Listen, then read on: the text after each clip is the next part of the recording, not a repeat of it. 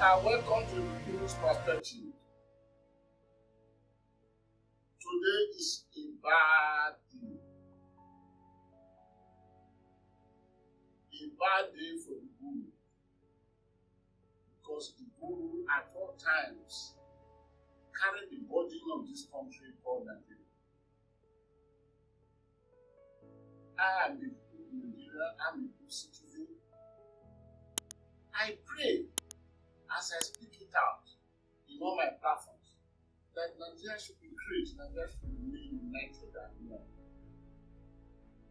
But today is bad because on the 5th of last week, that was the last Tuesday, something happened to this country that to me is like saying Nigeria died that day on the issue of security. Therefore, the time has come for us to ask the pertinent questions.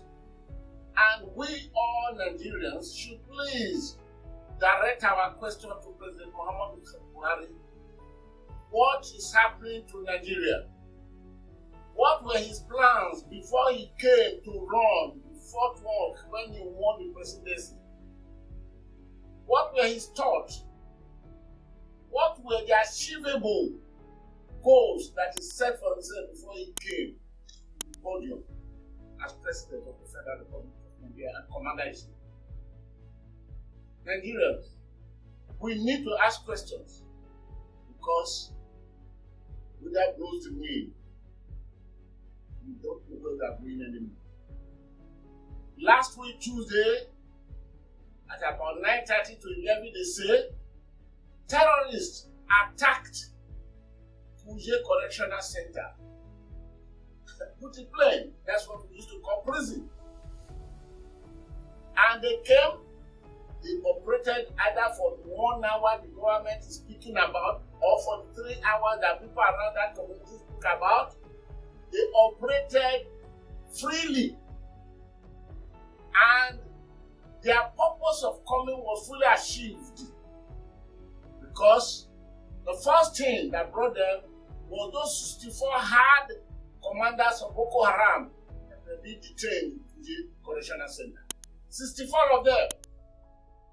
Over half of the 64 were the early generation of Boko Haram, those who came with Muhammad Yusuf. And some of them have been in detention for the past 10 years. Their case never moved here nor there. They released them and they threatened them away. At the end of the day, about 4 people died in that operation. One of them, government top security officer. The remaining 3 were inmates. Not one of the terrorists that invaded the place died. Not one of them was injured. And Nigerians, take a good listen to this narration. At the end of the day, the video shoot we saw of the operation that took place that night came from the terrorists. This one took responsibility, but we've been told that they are Boko Haram. And of course, for long, we know in this country that Boko Haram with this one is meshed together. And they are fighting a bitter war against the state. Let us go back to the beginning. How did it happen so much that the government CCTV lacked? So the only video we saw was a video recorded by the terrorists. But we saw that every vehicle around the whole premises burnt to ashes. Some of them belonged to officers that came for work. Most of them were vehicles which they convey or administrative vehicles. They burnt to ashes. What more? We now just been told that there is no CCTV. Thank God President Muhammadu Buhari went there. I must thank him. If thanking is the word I should be, because this is the first time he's arriving at a scene or something. Either the proximity of going to the airport as he was flying out or not, he went there. And he asked Senate questions. Questions that Nigerians are expecting from him to answer. He asked those questions. Then Lawa Ahmad, the president of the Senate, went there with his entourage, and he was saying this must be a connivance with insiders. Are we hearing that for the first time? Where therefore is the supervisory role that the National Assembly that approves money for security, billions? Now we know that within the past 7 years of Muhammadu Buhari, trillions of naira have been released. Not even CCTV. It is not that they are knowing that they will do CCTV. Then, a few hours ago, Abba Malami, the Attorney General of the Federation, and Minister of Justice, who sat on the names of 400 terrorists that were supplied by foreign countries, who said no, I will not prosecute them, I will not make them know, which was a statement collaborated by Sheikh Gaba, the spokesman to the president, when he said the president is will not be happy. It is not his ambition to name those 400 terrorists, prosecute them, or put them to shame. It is for this reason that Nigerians must ask the president the question: who is he representing? Is it Nigerians that voted him? All these people that have emerged now as terrorists, who is he representing? If we interpret the statement of Sheikh Gaba that the president is not interested in naming them, shaming them, or prosecuting them, those 400 that are, and these are names supplied by foreign countries that are Malami. And Malami is the one telling us just a few hours ago now that President Muhammadu Buhari will secure everything before he leaves office. Which country? And Raul Faregbe-Shola, the Minister of Interior, just told us again that Kuje is the most fortified correctional center in Nigeria, which is a blatant lie. I will refer Nigeria to 3 prisons.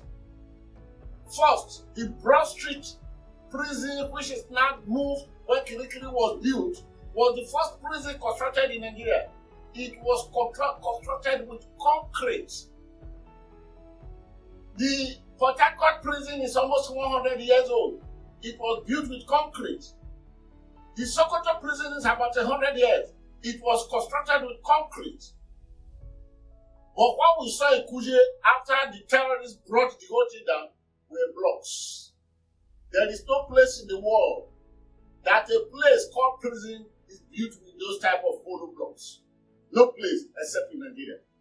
But most identifying is lack of CCTV. Those who take supervision of verifying the money they are approving they are working, which is the National Assembly. Can Nigerians really believe that they did not even know that with all the money being released on daily basis, there was no CCTV? And Lieutenant General Adambazo, the man who held that Ministry of Interior for 4 years before he left, was just to tell us again why this thing happened, that there was a report because he set up a committee, and the committee brought a report about the dangers that the Kuje prison was waiting for, and that he submitted the report to the chief of staff, to the president, and that he gave a copy of it to the president. What was done with it? That is number one. Let us move it a bit further. I want to ask a question. We are now being informed, and these are verifiable facts now, that the DSSS submitted a report, intelligence report, that Kuje might be attacked by terrorists. What did the president of the Federal Republic of Nigeria, the commander-in-chief of the Nigerian forces, do with that security report, intelligence report from the DSS? What did he do? Then, Malu,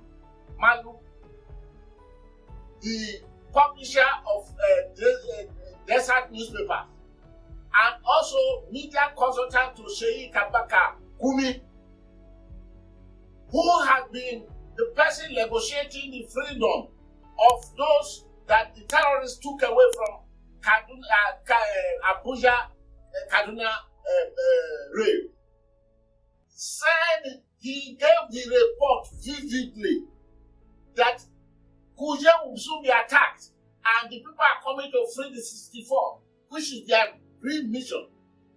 And he's now regretting that henceforth he will never be involved. He even asked the question, the billions given for fortification of things, where did they move? Is that all?